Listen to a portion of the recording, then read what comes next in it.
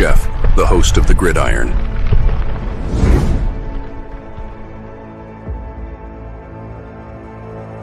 All right. Welcome to the Gridiron. If you give this video a thumbs up or maybe share this video, that would be absolutely freaking awesome.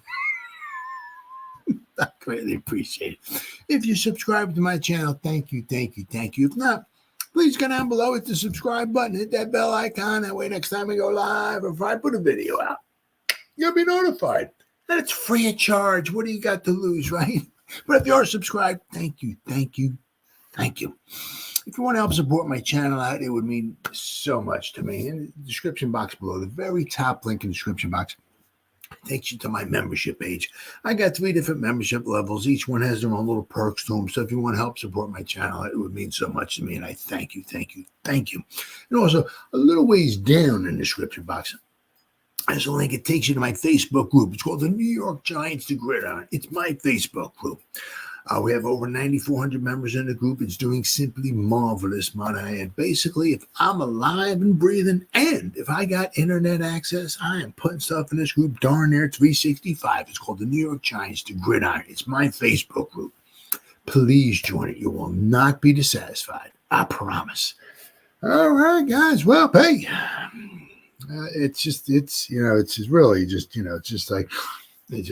it's like Groundhog's Day with Bill Murray. Good movie. I haven't seen a good movie, by the way. It's just like same stuff. The only thing you don't know is how they're going to lose. That you don't know. You know what I mean? It's like, I don't know. Every week. It's like different circumstances pop up or whatever, and just lose. I mean, this time it really maybe necessarily wasn't Daniel Jones's fault. Maybe it was, maybe prior, and just fell behind the 8 ball a little too much. Earlier. In the after the half was over, and just kind of shot ourselves in the foot there. We're going to go over that in a little bit. But defensive-wise, did a nice job in the second half. Right? Only held them to 2 field goals. But just some of the, once again, just very, very draining. Very, very draining. I mean,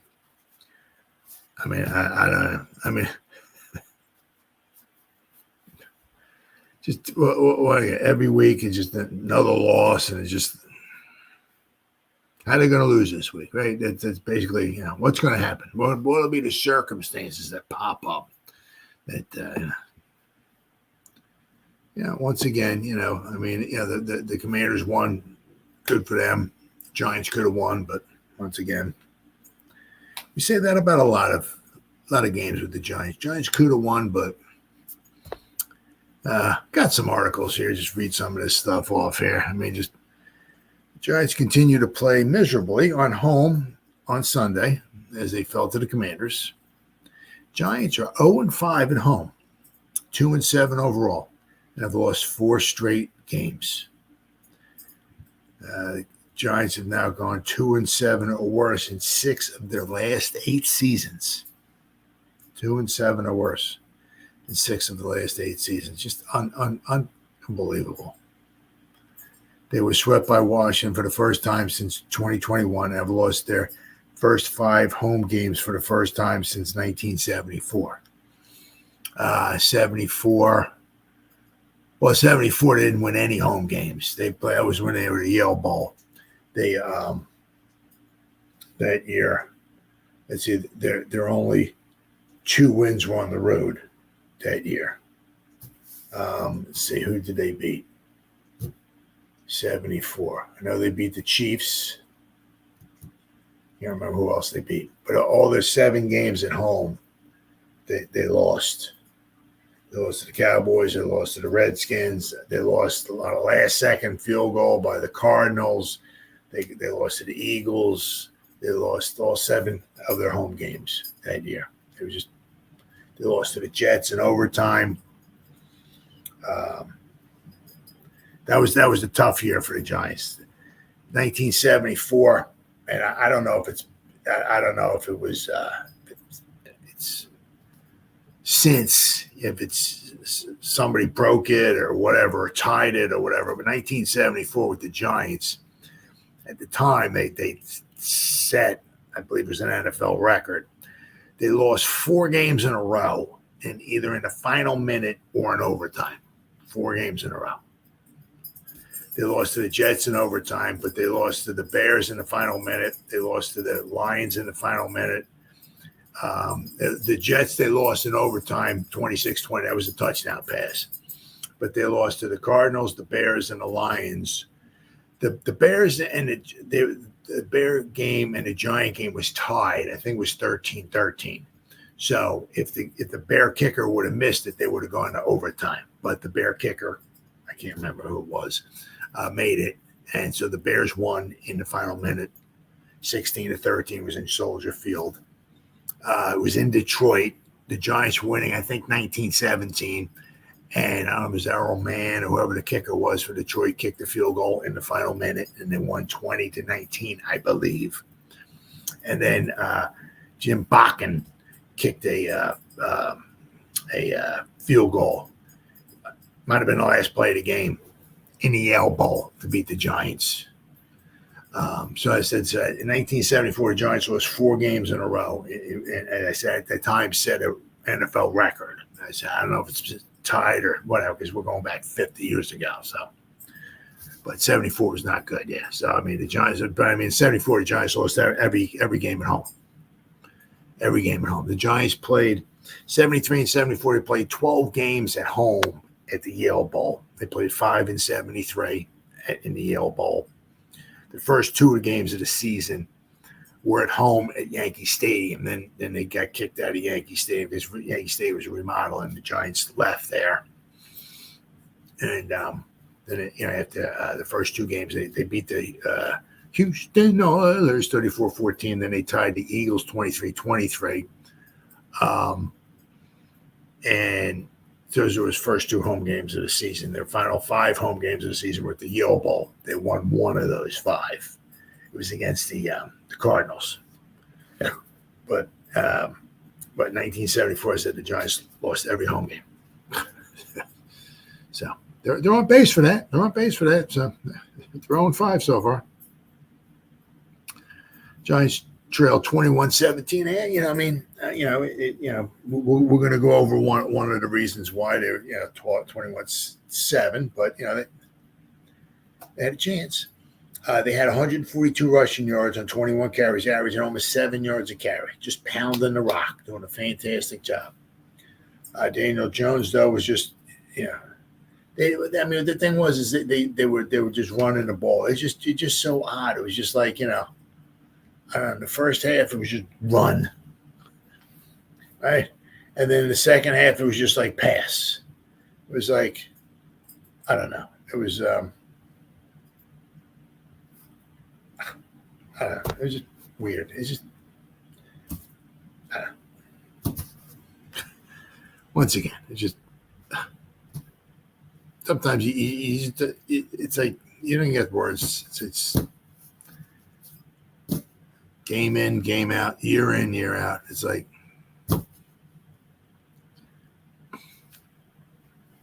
let's see.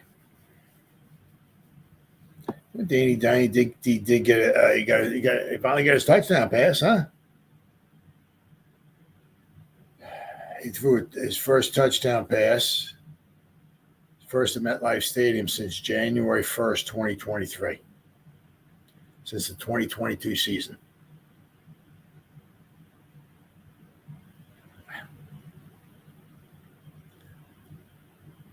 Danny Dimes made some history, but we'll go over that in a little bit. But unfortunately, then they had at potentially the momentum shifting third quarter touchdown wiped off the board. Jones hit Wando Robinson wide open, obviously, in the corner of the end zone, toward the side of the end zone, wide open. But I mean, with Darius Slayton, you can kind of, it was questionable, but you can kind of, you could see where maybe they could let it go, but you could also see, from my vantage point, where they could call it. And if they called it, I can't argue with it. If they were to let it go, I wouldn't argue with it either. It's one of those. So it is what it is. But of course, that's the reason why Wandale was so wide open. Right? Jude McAtamney, right? We're going to go over him a little bit too. Hit his 31-yard field goal, first of his NFL career. Obviously brought us back within 21-10. That is 3 straight games in which the Giants have had a touchdown negated by penalty. Of course, we're going to go over this a little bit too, right? Giants got within 24-16. They got the touchdown with 9.5 minutes to go. Of course, then they got another touchdown. Unbelievably, they actually scored 2 touchdowns in 1 quarter. Whoa. Right? The Commanders ain't not the greatest team of all time. They got a great record, but they do a very good job, the Commanders, at protecting the football. I think I saw a stat saying the Commanders is that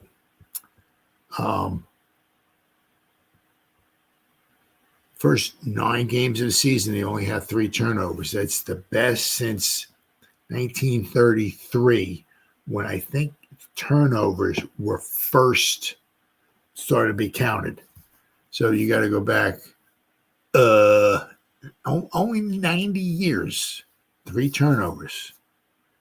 Yeah. So the Commanders are really doing, as of right now, doing a very good job protecting the ball. Let's hope from my standpoint, I can't stand. I hate the Eagles. Can't stand. Let's hope the Commanders look this good against the Eagles. Right. But a play here, play there. Giants could have beaten the Commanders both these games. You can say that about quite a few games this year with the Giants. It's kind of like, what happened to the Giants? Why were they 9-7-1? Last year they won 6 games, had a lot of injuries. They had a 3rd-string quarterback. They won 3 games with a 3rd-string quarterback. And this year we can't even win 3 games with the 1st-string quarterback. What is going on? It's just simply mind-boggling. Absolutely mind-boggling. Overall, Jones did pretty good. Right? He had the one short touchdown pass, but then he hit. Hopefully, we'll see more of this. Hopefully, maybe kind of possibly as the years go by. Hopefully, the seam route, right? Pass was not super duper phenomenal. Could have been a little. I couldn't have thrown it like that. I can't. But the guy's wide open. Let's hit the dude like this instead of him having to turn around and jump up and whatever like that. Let's hit the dude in stride, right? But hopefully we see more of that going forward. But it was nice to see Theo get on the scoreboard. But Jones overall, after that was, we're going to go over the first half in a little bit. But he wound up 20 out of 26, 174 yards and 2 touchdowns. He ran 7 times for 54 yards. He had a 2-yard touchdown run. Neighbors caught 9 balls, only 59 yards though. Became the 2nd player in NFL history to have at least 50 catches in his first 7 games. Tracy led the Giants with 66 yards. Giants ran for 164 yards total on 31 carries, 5.3 yards per carry. Not bad at all. Giants, something that changed from the last game. The Giants at a 32 minutes to 28-minute time advantage. So they held the ball for 4 more minutes than the Commanders did. Micah McFadden, 11 tackles. Nice job. Jaden Daniels, was nothing super duper spectacular. However, he out of his average was 9.5. I'm going to say right about 9.5 yards per pass attempt.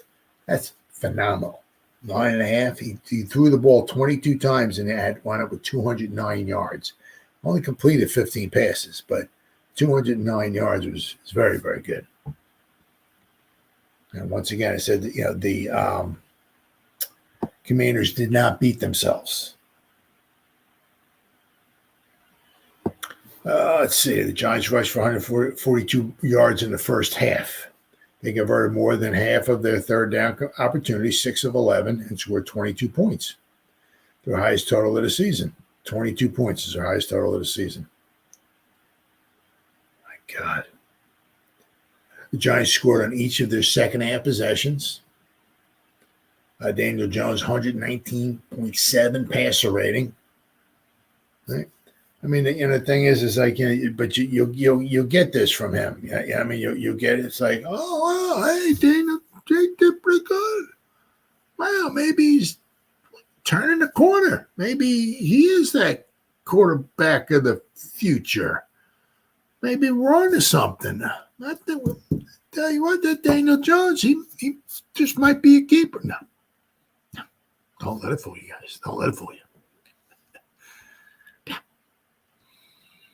Defense limited McLaurin to just 2 catches, unfortunately.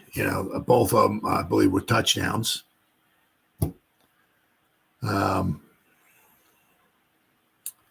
Dave said tough game. Yep, competitive game. Says Giants lost their 4th consecutive game and now 2-7. They're 0-5 at home and 0-4 in the NFC East. It's just horrible, absolutely horrible. Maybe I don't even know. I don't even know. For Thanksgiving now. Dax, of course. See, once again, this lucks out the Eagles. Once again, they just luck out. They've been playing. All they've been doing is playing one crappy team after the other. I mean, their record. Every team they don't play a win. They play nobody has a winning record. Absolutely not. Nobody. I mean, it's just absolutely mind-boggling. I mean, the Eagles are, oh my God, look at the Eagles. I mean, let's see, Philadelphia Eagles. Let's try 2024. Let's see here. Let's see. Here we go. All right, let's see here. Let's see here. Let's see. The Eagles beat the Saints, who just fired their coach. They beat the Browns. They beat the Giants. They beat the Bengals and beat the Jaguars. They beat 5 teams. They're 6-2. They beat the Packers by 5 points, and they certainly could have lost that game. So out of their 6 wins, 5 of them against teams with losing records. I mean, and the Saints just fired their coach. The Browns blow. The Giants blow. The Bengals blow. The Jaguars blow. So and now they're playing the Cowboys. They're in Dallas. Dak Prescott's not playing, and the Cowboys are 3-5. So it's like the Eagles are just like one. They just play one crappy team after the other. It's unbelievable. It really is unbelievable. They're just so freaking lucky. So freaking lucky. But so the Eagles will be playing the Cowboys with of course the Cowboys don't have the best quarterback, but Cooper Rush, we'll see. I'm pulling for the Cowboys. I can't stand the Eagles. Cannot stand the Eagles. So I hope the Cowboys whoop up on them. But we'll have to wait and see. Let's see here. Like I said, we're going to go over some of this stuff. Yeah. Jones actually contributed all 3 of the Giants' touchdowns, right? He had the 2 touchdown passes. I mean, he actually had 2 touchdown passes. It took him to his 5th home game of the season to throw a touchdown pass. But, I mean, the Giants, they had 25 first downs. Once again, I'll tell you what, it was really, really, I mean, last game, the Giants had 7 possessions and the Commanders had 8. This time, possessions, total drive, each team had 8. I mean, it's just so weird to go like multiple games against the same team, and neither team had double-digit drives. It's just weird. Really weird. I mean, yeah, I mean, you look at some, Giants were 2 for 2 on fourth down. They were 6 for 11 on third. So between third and fourth down, they were 8 out of 13 altogether. They both had about the same amount of plays.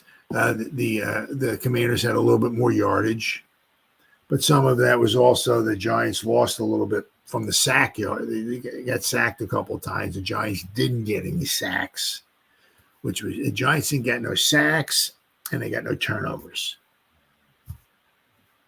So the offense played well enough to win. The defense kind of maybe in a little bit of a way, kind of was a little bit of a letdown for the defense. I said Daniels at 9.5 yards per pass attempt, which is phenomenal. I mean, really. Oh, I got to move my legs. All right, buddy. Oh, here we go. My buddy Brandy's laying my feet. I got to try to move my. The Giants had 164 yards rushing. Very good. This time, at least we held the Commanders to only 149 yards rushing. They ran the ball 38 times, 3.9 yards per carry.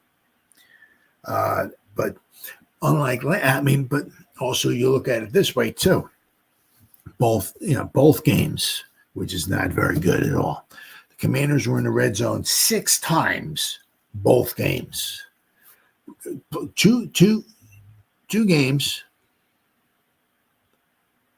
Commanders were in the red zone 12 times in 2 games. This time they were 3 for 6. Last time they were 0 for 6, and one of the times they kicked the field goal they didn't quite reach the 20. But I mean, once again, they got inside the red zone 6 times. Not good at all. I mean, I'll tell you what, it's just a little mind-boggling. It's like, with this defense, let's see.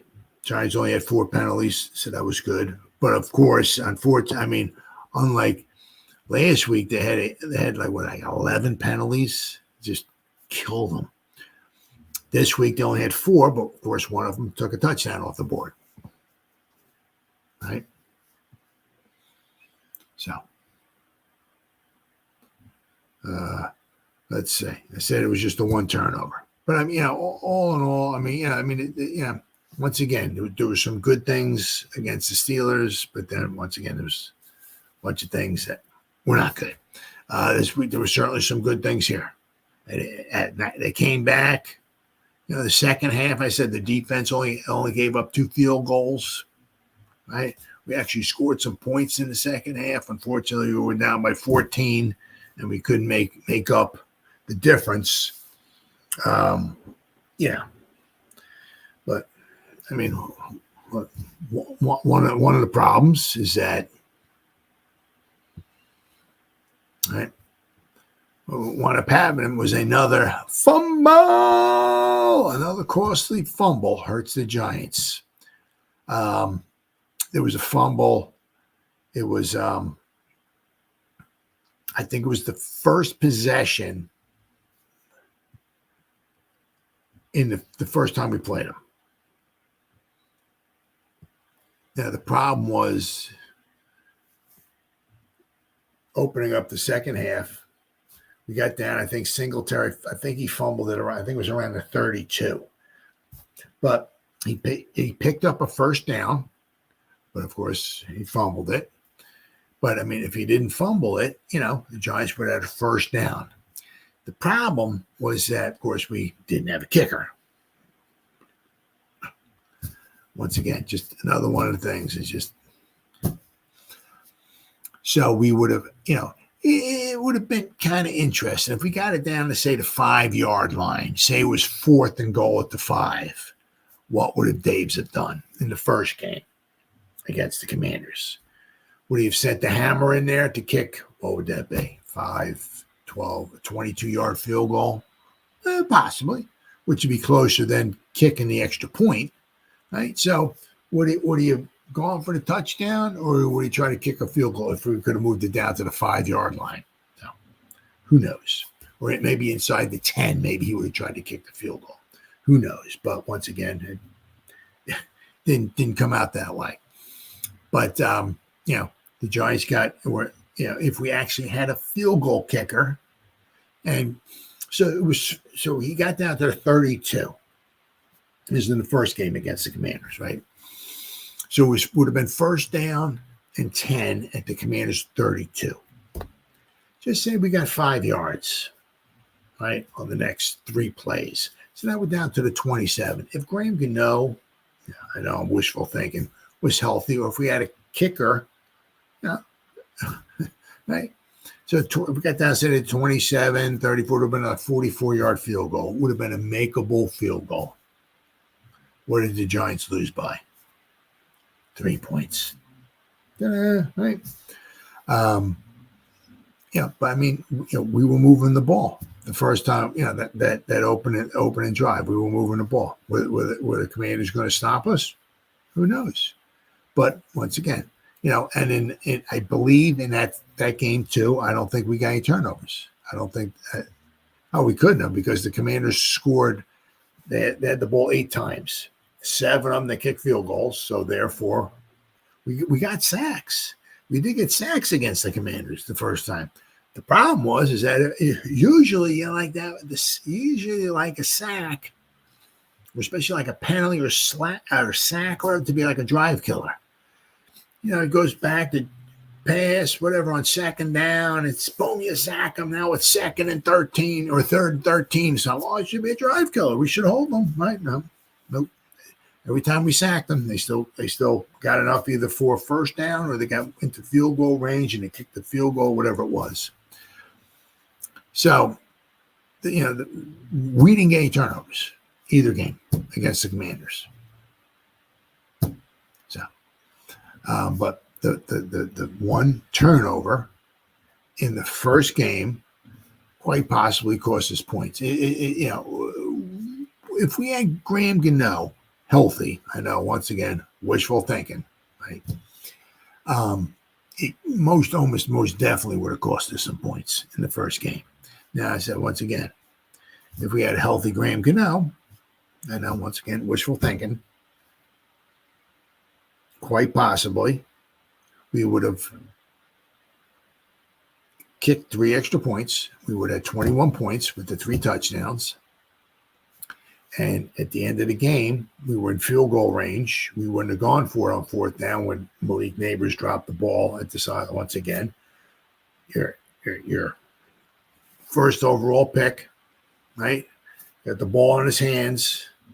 Should catch the ball 99 times out of 100. Unfortunately for the Giants and us fans and all that, the one time out of the 100 he was going to drop that pass was that day. Now what? Right? Should have caught it, right? Got his toes in bounds, fell out of bounds, stopped the clock. Giants maybe could have kept moving on. Would have been a first down at, I can't remember, was it the 10 or 11-yard line? Something like that. Would have been first down. Giants would have, and as I said, maybe if we got inside on that in that first game, just say maybe we get down to the 4 to 5, say it's 4th down and 4 at the 4. Maybe he sends, the hammer out there to kick a field goal try, 21-yard field goal. Maybe he does. Who knows? But as I said, we didn't get any turnovers. But once again, this time here, right? We were in field goal range, and not only did it possibly, the Giants had a nice drive going, possibly take points off the board from the Giants, but basically after the Commanders recovered the ball, they were 31 yards away. 3 plays later was a touchdown for them. But, so let me see. I'm going to pop this drive up here. Play by play. Here we go. Where are we at? Fumble. There's a nice, let's see the Giants. Let's see here. A nice little drive going. They started their own 8-yard line. I mean, they ran the ball every time. They got from the 8-yard line, their own 8.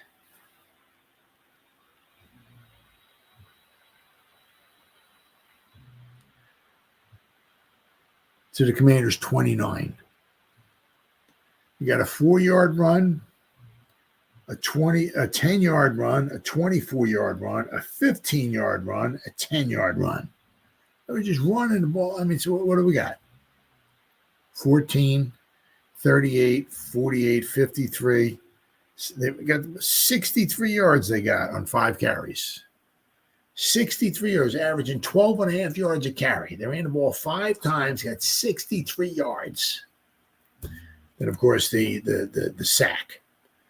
Of course, and it was the challenge. You got overturned. The sack with the fumble.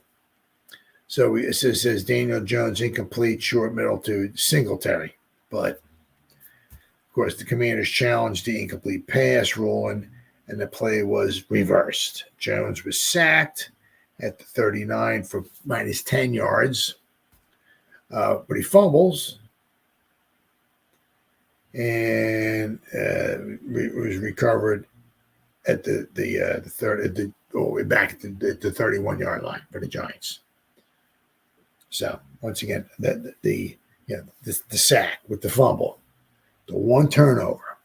A lot of times, it was a couple turnovers. It was just, we had one turnover in the first game against the Commanders, which wound up being huge, quite possibly huge, because we turned, once again, both times we were in the Commanders' territory. This time it was a first down when he fumbled it. It's 1st and 10. 1st and 10 at the Commanders' 29. Now, you can also say, well, why did they start trying to pass the ball? They ran the ball 5 times for 63 yards, 12 and a half yards a carry. Why just not keep? I mean, you got. I can certainly see where you want to try to pass without question. I mean, because you're just going to keep handing the ball off every time. They might keep, obviously putting more and more people in the box. So I ain't got a problem at all with that. You run the ball 5 times. Let's try to mix it up. Let's see if we throw a pass in there, right? And just, of course, the one time got sacked, fumbled, drives over.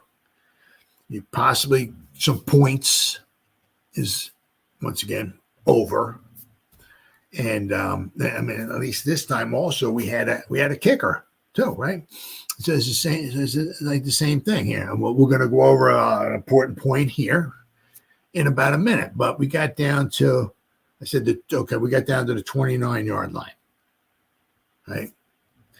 Say the pass was incomplete. Say there was no sack or fumble, like that, incomplete. Say we ran the ball 2 more times and we got 5 yards.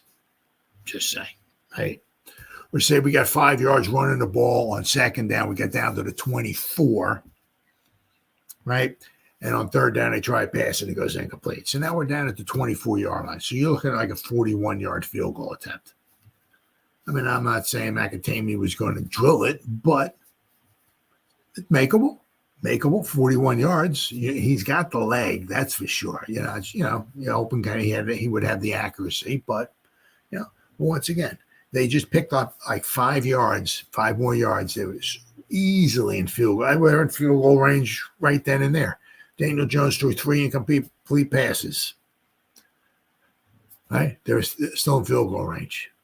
So, like I said, not only that, but where the Commanders wound up getting the ball at, 3 plays that they scored a touchdown.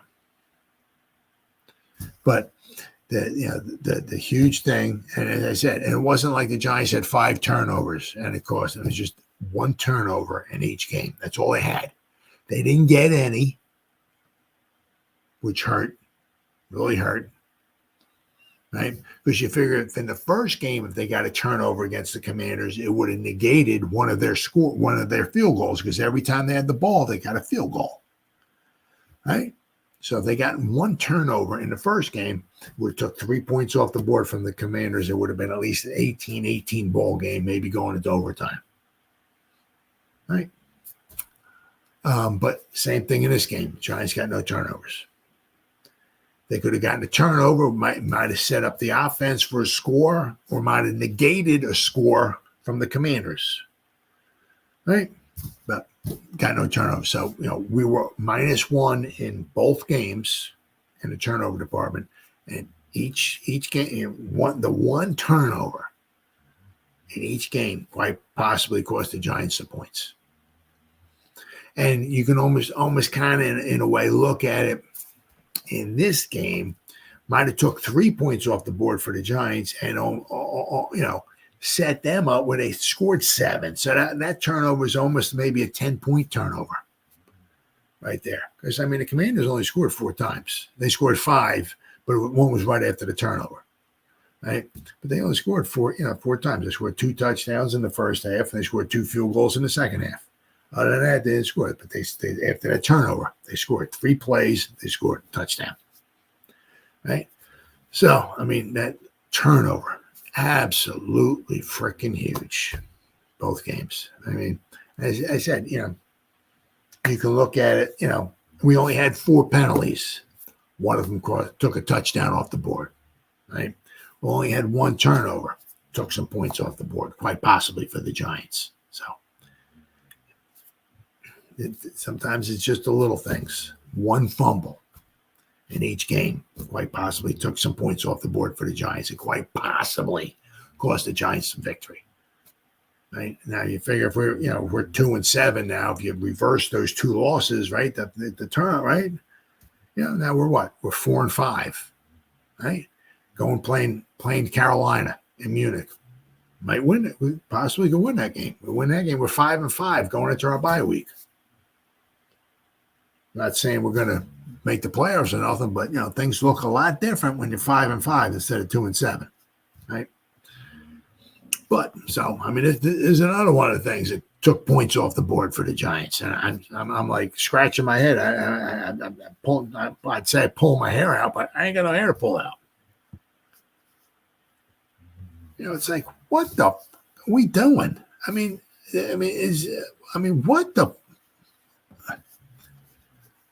What actually happened to the concept of actually kicking extra points? What happened? Why don't we do this anymore? What is going on? Well, Dave's, he brought something up about the 2-point conversions and all and everything. But it's like, well, the first one, just to me, when they scored, when they went for the first, it was like 9.5 minutes left to go in the game. To me, that's just too much time. There's so many other variables. What was the scores? 24-16. Oh, let's see. They scored, 24-16. So instead of making it 24-17, right? He wanted to make it 24-18.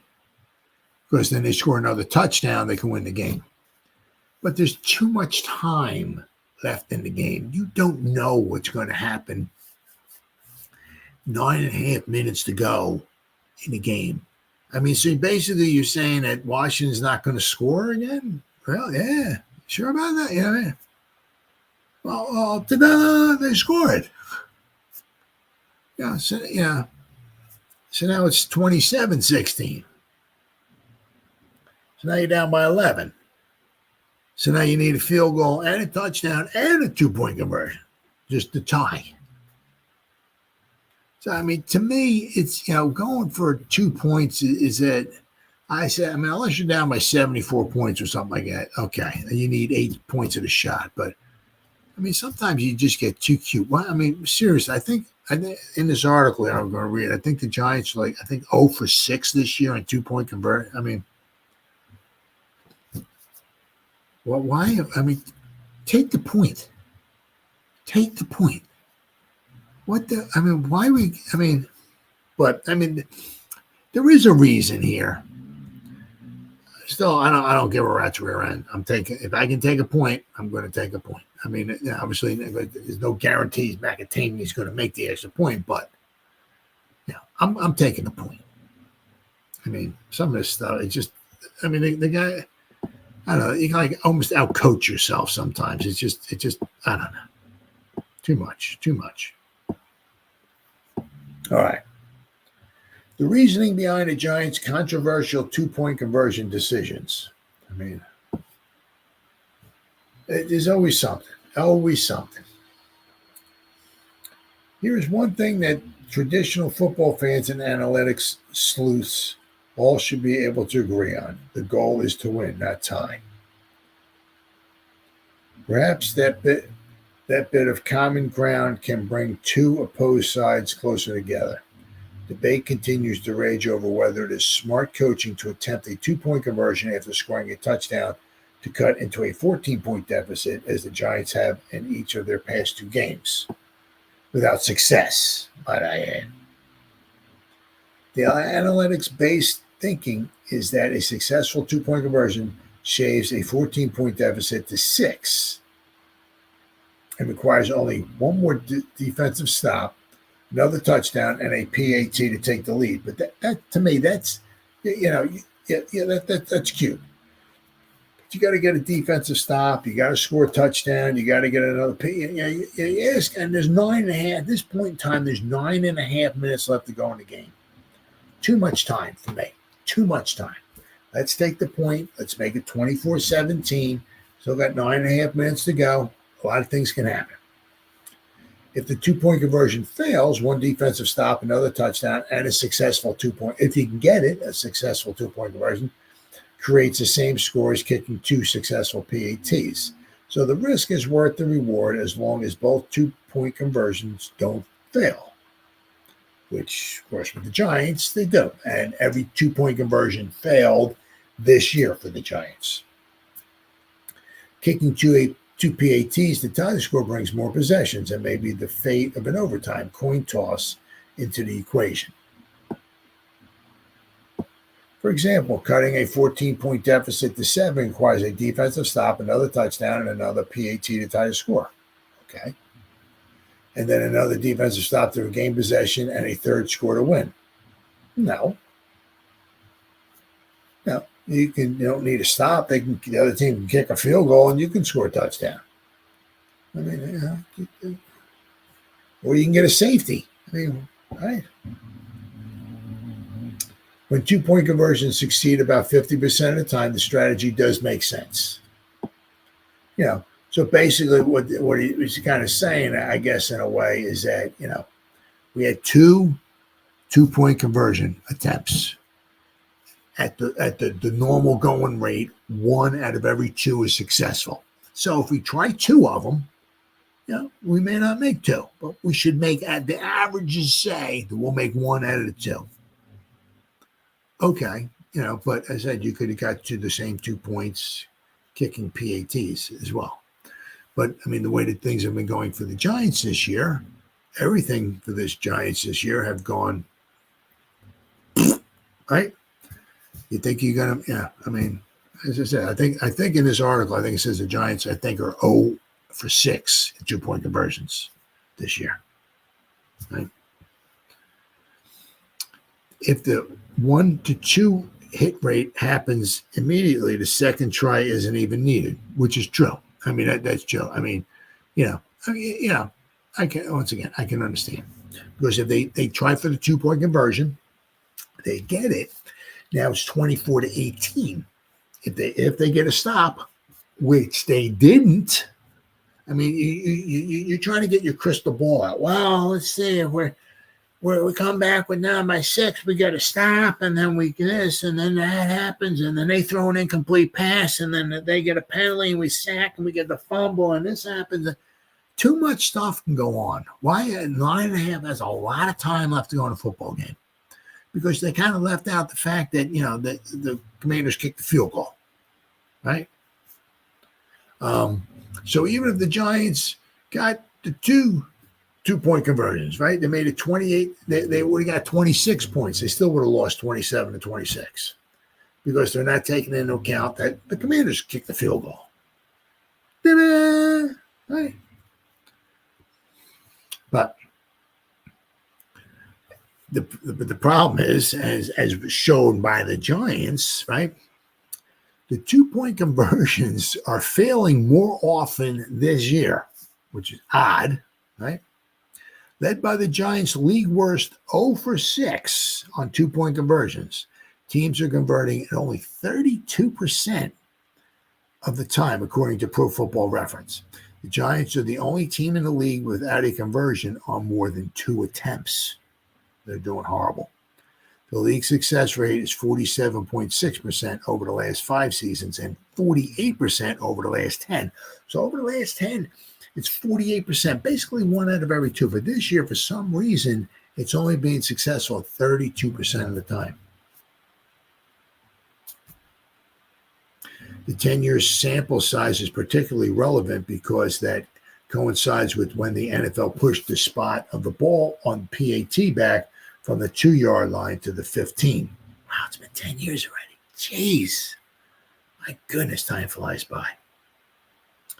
Since 2015, teams have converted 94% of their PATs. So, a case could be made that 2 shots to get 2 points at a 48% clip is about the same as 2 shots to get 1 point at a 94% clip. So, I mean,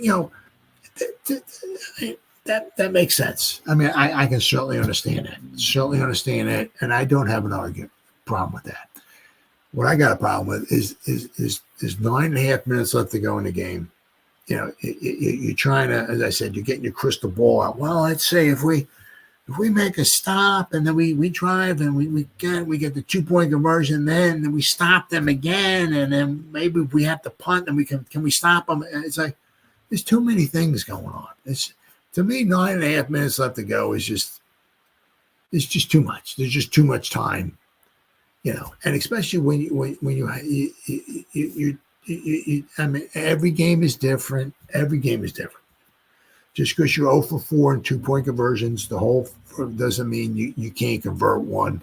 Every game is different. Every situation is different. I get that, but I mean, to me, there's just too much time left in the game. 9.5 minutes. There's too many variables that can happen. All that, and once again, right? The Commanders scored, got a field goal. So, so even if you got the 2-point conversion, now it's 27-18. Right? Now you're still down by 9 points. So now you'd have to get another touchdown, another 2-point conversion, and then you'd have to kick another field goal just to win the game. I mean, so there's too much going on. So, I mean, to me, if you got a good chance, as I said, there's maybe 5 minutes left to go in the game. I can see that, right?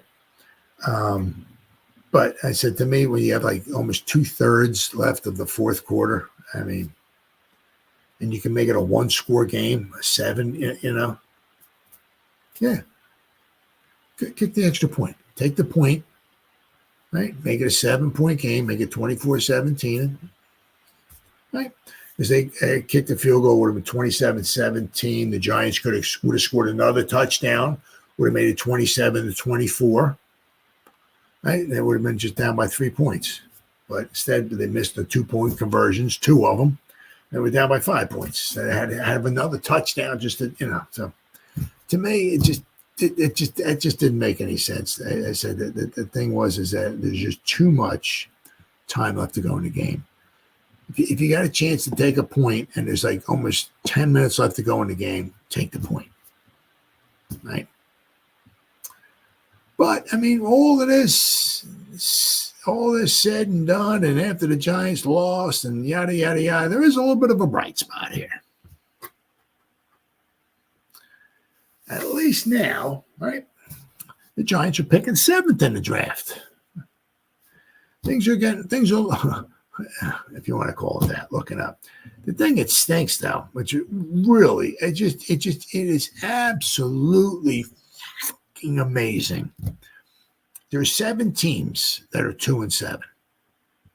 It's just I can't even speak sometimes. It just goes to show you how much bad luck the Giants have. It is amazing. There are 7 teams that are 2-7. Let's see here. Whoops, where are we at here? The Dolphins are 2-6. The Titans are 2-6. Right? Yeah. But there's 7 teams, all 2-7. The Giants are the 7th team in draft order because the Giants had the hardest strength of schedule as of right now compared to all the other 6 teams. All the other 6 teams have an easy, as of the first 9 games, have an easier strength of schedule than the Giants do. Now, sometimes that can make you scratch your head a little bit. It's like, well, what, the Giants had the harder strength of schedule. Shouldn't the Giants be compensated? Maybe they get the better. No, because if you have the easiest strength of schedule and you're 2-7, that means you really suck. So you deserve the first pick. So because the Giants had and this is right now. I mean, we still got 8 games left to go. The Giants could be picking 15th by the time we're done. Who knows? I'm just saying as of right now. Between these 7 teams I'm going to rattle off here, the Giants, between these 7, have the hardest strength of schedule in the first 9 games. And therefore, out of these 7 teams, the Giants are picking 7th. All the other teams are picking in front of the Giants. And I can't even talk. So it's unbelievable. Absolutely unbelievable. But this week coming up, the Giants' strength of schedule will be a little, I believe should come down a little bit because they're playing Carolina, who stinks.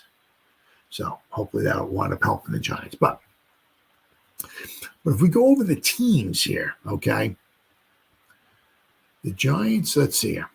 The Patriots are number 1.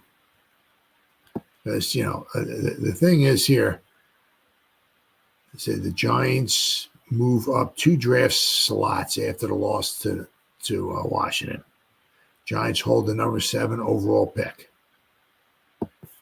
Giants may have lost to the Commanders in week 9, but they did move up in the draft order and now hold the number 7 overall pick per tankathon.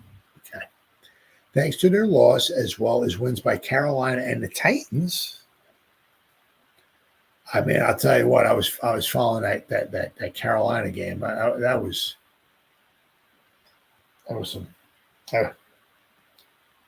Carolina had the ball. It was 22. Was it 17? They were down. I think it was they needed a touchdown, and they had the ball. They got the ball back with about 2 minutes to go or so. And I'm like, they stink.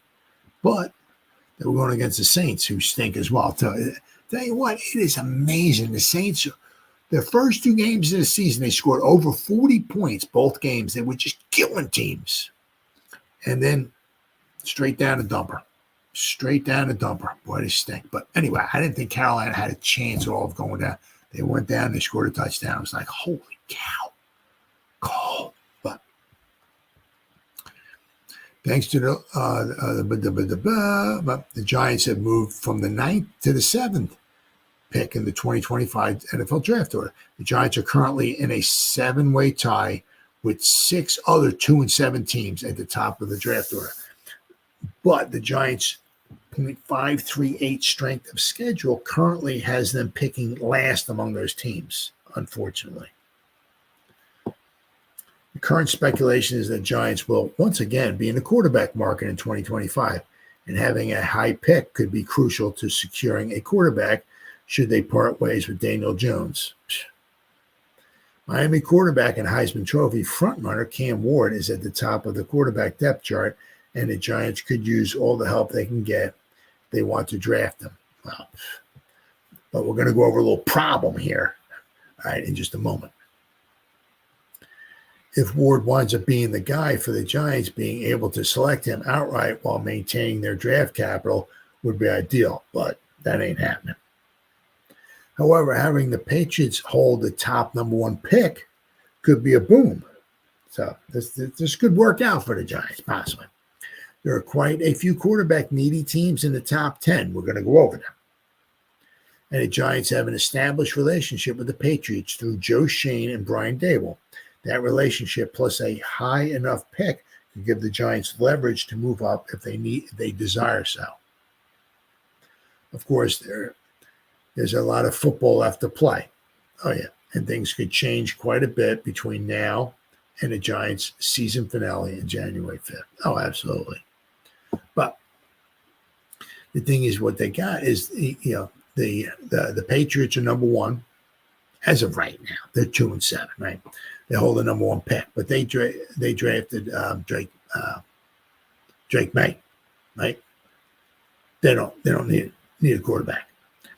The Jacksonville Jaguars, with the generational talent, Trevor Lawrence, they're picking number 2 as of right now. They don't need a quarterback, at least I don't think. If Peterson gets fired, quite possibly, and a new coach comes in, who knows? If he's picking 2, he might want to take a quarterback. Who knows? But as of right now, the top 2 teams don't need quarterbacks. But this is where it gets a little dicey. So now you got the Saints.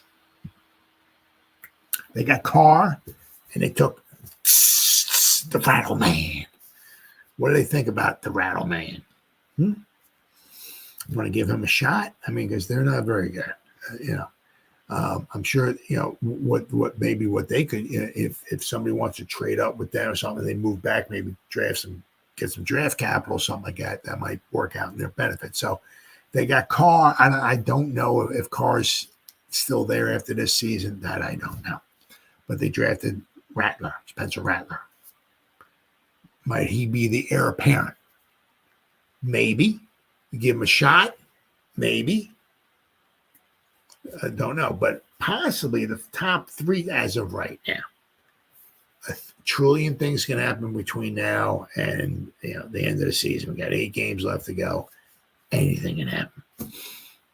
But possibly as of right now, the top 3 teams may not want a quarterback. But the other 3 teams in front of the Giants do need quarterbacks. Right? We got, here we go. We got the Carolina Panthers, and they took Bryce Young. And, right, you can pretty much forget about Bryce Young. Right? I mean, that's not happening. They benched him. I'm sure,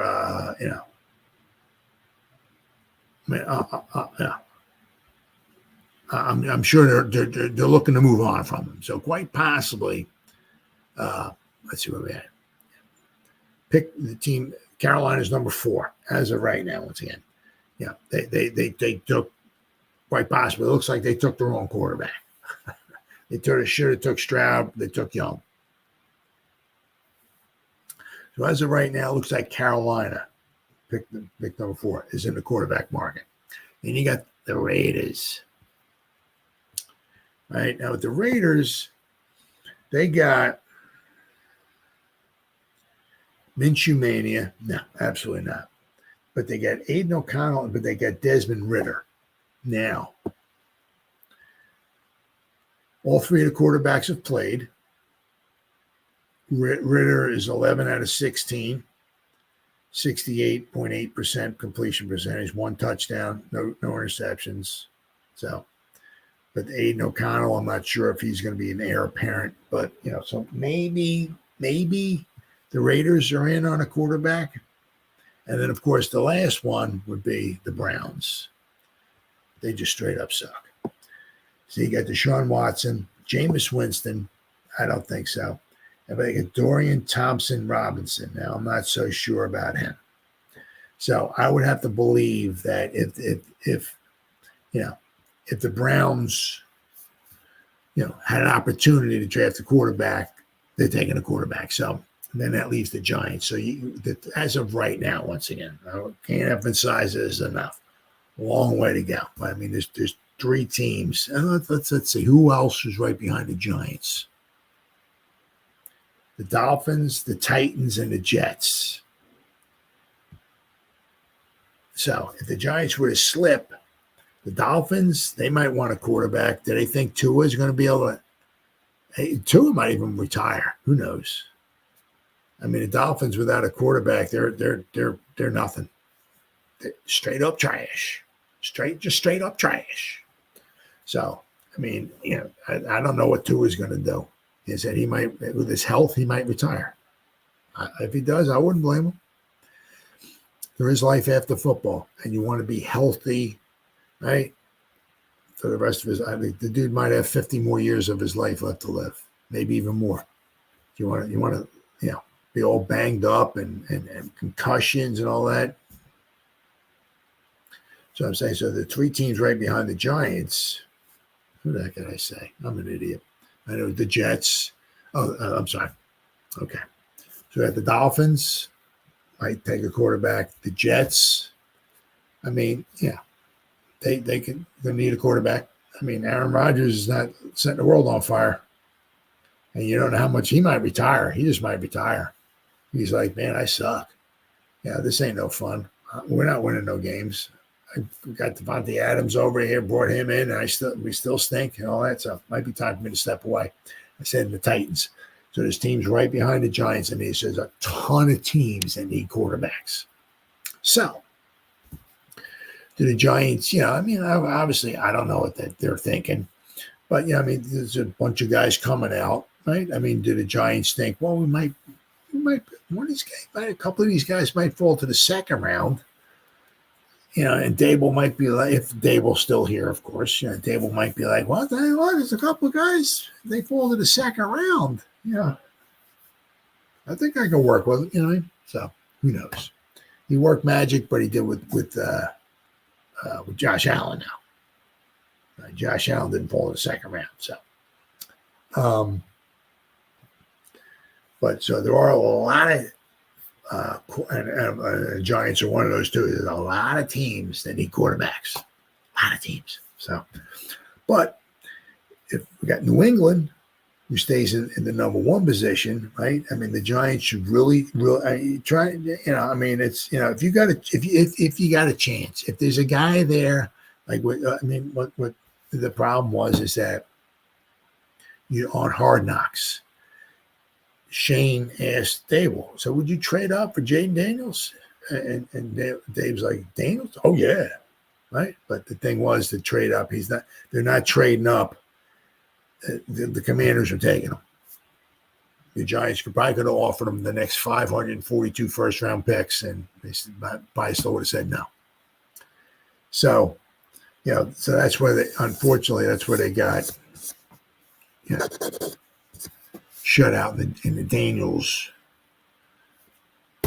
chance of getting Daniels. But, they got to stop fooling around. If they got a chance, if they're in the top 10, because the thing is, to go from 15 to like number 1 or 15 to number 2 or something, if somebody's going to trade, you got to offer up so much. It's going to be tough. It's going to really, really be tough. But the Giants, they need to, they need to have something in plan. Because we can't go into next season with, I don't know, Drew Lock and Tommy Chicken Cutlet Parmesan, and we're drafting a quarterback in the third round. You can't do that. You can't sell the fan base on that, right? Can't have Daniel Jones next year. Can't have year 7 of Daniel Jones. You got to do what you can do to get a quarterback. As I said, the Giants getting to the top 10, if they're in striking range, and if they can maybe pick the phone up and talk to New England, if they got to end with the Patriots somehow. Even if it means the next 3 first-round picks and a second-round pick or something like that, you got to do what you got to do. You got to get the quarterback. Got our quarterback. Start building a team around that quarterback. You look with the, it doesn't work out all the time. You can just look what the Commanders did. Look what Stroud did. You can look at that, but it doesn't happen all the time. It doesn't. It's not take a quarterback in the top 10 and you automatically go into a Super Bowl. It doesn't happen that way, right? But if you got your conviction in you, and everybody sitting around that table is like, Ward, he's the guy. I'll tell you what, if we pick that phone up and talk to New England, we'll give them our first 3 first-round picks for this year, next year, and the following year. We'll give them next year's second-round pick and then a third-round pick of whatever. Something. That's what we got to do. That's what we're going to build our team around. Because the Giants will have some money in free agency next year. So if they got to give up some draft capital, of course, that stinks, but they'll have some money in free agency. They have some money. Not only that, but they get rid of Daniel Jones, they'll have a rookie quarterback they can have for 5 years on a rookie quarterback deal, right? So they can start building a team that way around him, right? The Giants got to stop messing around. You know what I mean? If they got a chance, go get a quarterback, got to strike while the iron's hot. So, of course, that you don't want them. Just lose every game from here on in. You know, and that's all you got to do. And you wind up, nobody's tanking. Right, they're going to go and play. The thing is, it would be interesting to see is that they would lose another game, and Dave's is like, well, I'm going to try Drew Lock in there, just try to change things up, right? Then if Drew Lock fails after a couple games, I'm going to try Tommy Chicken Cutler Parmesan in there. See how that way you're kind of tanking without tanking. So, but the Giants need it. Shane and Dave will back next year. They got to do whatever they can to get excitement going in this fan base. And nothing will get this fan base more excited than getting one of these real top quarterbacks. As long, it's got to be conviction. It's got to be, we got to take a quarterback. Well, if they don't have conviction about one of these guys, right? But we won't know that. But if they have conviction, if they think one of these guys is it, they got to go get him. Whatever it takes. They have to go get him.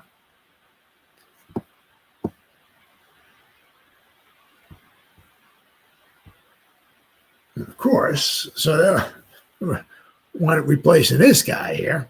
He made some history. And also, not only did he make some history, but he also is confirmed. Dave's confirmed that Daniel Jones will be the starting quarterback next week.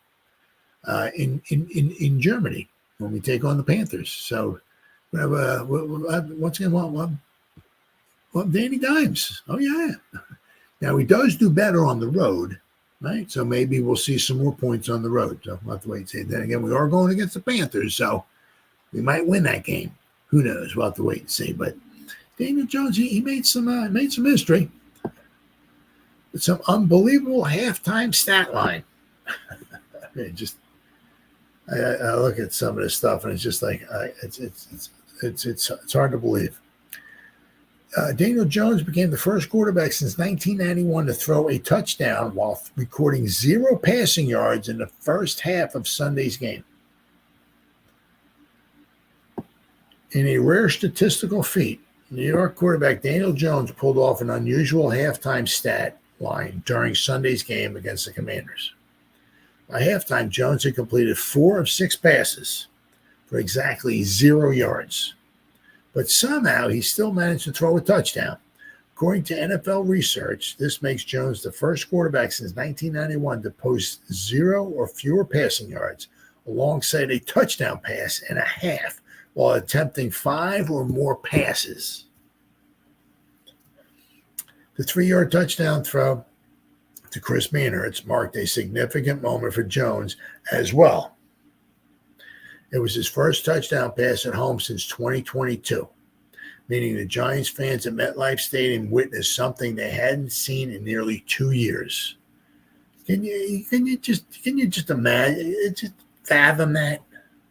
Our starting quarterback hasn't thrown a touchdown pass at home since the 2022 season, almost 2 full calendar years. Now, I get it. Last year he was injured. I get that, but this is our 5th home game. It took him to the 5th home game to throw a touchdown pass at home. But despite Jones' unique accomplishment, the reaction was anything but celebratory. As Jones and the team headed into the locker room at the halftime, losing 21-7, they were met with boos from disappointing fans. It's clear that Giant fans are still hoping for a more consistent offensive performance. Oh yeah, it's absolutely. It's just tough pill to swallow.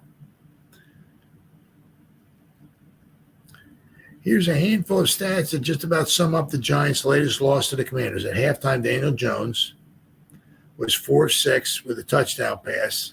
His first touchdown pass at home in 672 days. a quarterback rating somehow of 109.7 and 0 yards. His quarterback rating was 109.7 and he had 0 yards. Per ESPN, he's the first player to have a passing touchdown and 0 passing yards in the first half since at least 2000. The other article said since 1991. Granted, he accounted for 50 of the Giants' 142 rushing yards at the half, too, but that did not matter on a macro scale given they were losing 21-7. Things got a little bit better, obviously, right, from there, but the Giants dropped their second game to the Commanders. As the clock ticked down on the first half, an angry MetLife Stadium crowd booed their team off the field. Yep. I mean, he turned things around in the second half. Yes, Jones strung together some plus plays here and there, but they were rendered mostly meaningless due to his team's inability to execute. The first such instant came on the second drive of the game when Jones' excellent 24-yard quarterback keeper at the beginning of the series was canceled out by a terrible fumble, sparked by terrible pass protection from left tackle Chris Hubbard and a terrible throw attempt by Jones by the end of it.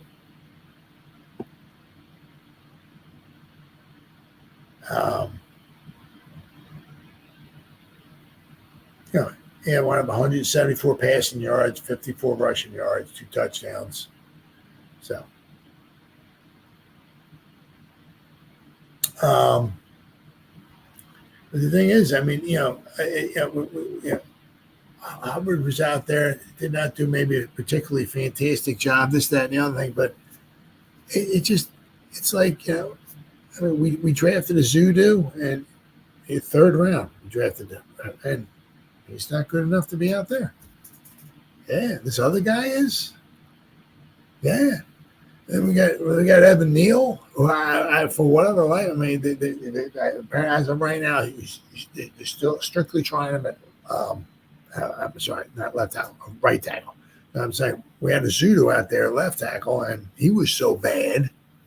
We drafted him, right, in the third round. I mean, our fifth round of McKeithen, we cut him, right? And as a Zudu, we had him at left tackle in the third round pick, right? And he was so bad, we put this other guy in there. And he ain't no better either. And then we drafted Neal, pick number 7 overall, right? And we can't even get the guy on the field. And I'm almost positive Neal played left tackle in college. I know he played guard. He played right tackle. But also, I believe he played left tackle, too. And we can't even get that guy on the field.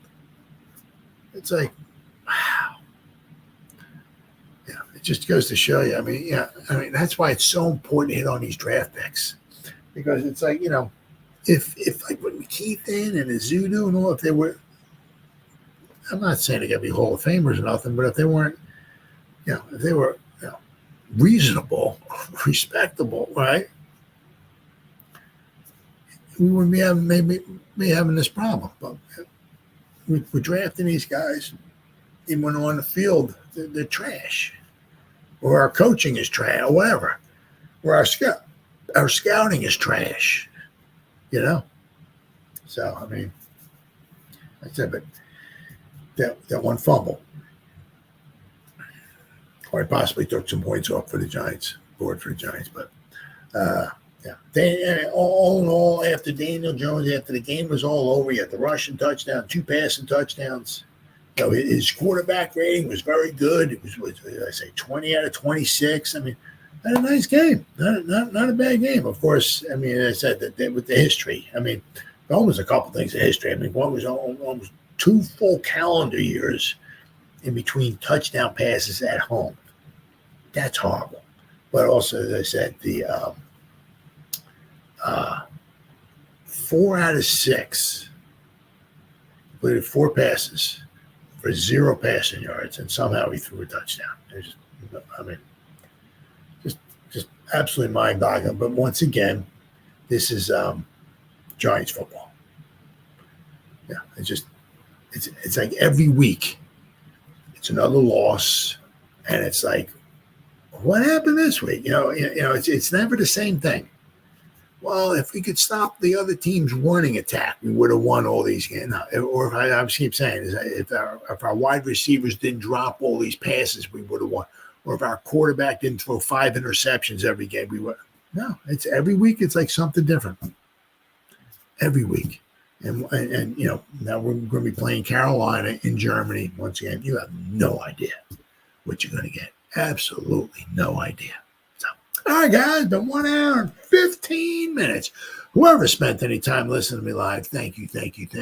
Or if anybody's going to spend any time watching a replay of this, once again, thank you so much from the bottom of my heart. Thank you. And as always, and you guys stay safe out there and go Giants. Woo! Oh, yeah.